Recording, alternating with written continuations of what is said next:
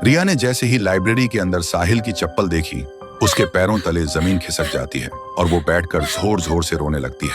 वो चिल्लाती है, भाई कहाँ हो आप, मुझे जवाब दो। तभी उसके कानों में वही आवाज गूंजती है।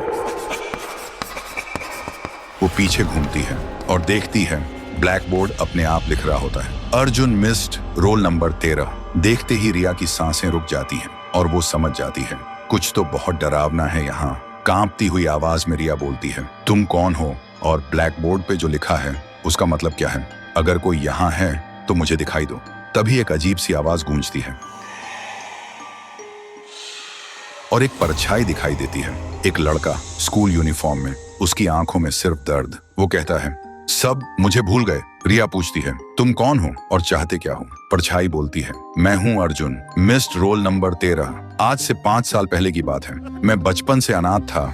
मेरे मम्मी पापा मुझे अकेला छोड़कर चले गए थे। एक दिन क्लास के सब बच्चे मुझे कालुआ कालुआ कहकर चिढ़ाने लगे। मैं काला था, इसलिए मैं रोता हुआ लाइब्रेरी की तरफ भागा और जब मैं लाइब्रेरी में घुसने ही वाला था तभी देखा मैडम और एक डॉक्टर किसी अजीब चीज के बारे में बात कर रहे थे और तभी किसी ने मुझे पीछे से जोर से मारा। मेरी आंखों के सामने अंधेरा छा गया। जब मेरी आंखें खुली तो देखा मैं लाइब्रेरी के अंदर टेबल पर पड़ा था। डॉक्टर और मैडम भी वहां थे। मैं चिल्लाने की कोशिश कर रहा था लेकिन न चिल्ला पा रहा था न हिल पा रहा था। तभी मुझे पता चला ये लोग स्कूल के बच्चों को किडनैप करके उनके ऑर्गन्स निकालते हैं और उन्हें बेच देते हैं। फिर उसी दिन मैडम ने प्रिंसिपल के सामने कुछ बहाना बनाकर लाइब्रेरी को हमेशा के लिए बंद करवा दिया। गांव वालों के सामने मुझे मिसिंग बता दिया गया। तब से मेरी रूह इसी लाइब्रेरी में भटक रही है और हर रात 12 बजे घंटी बजाता हूँ,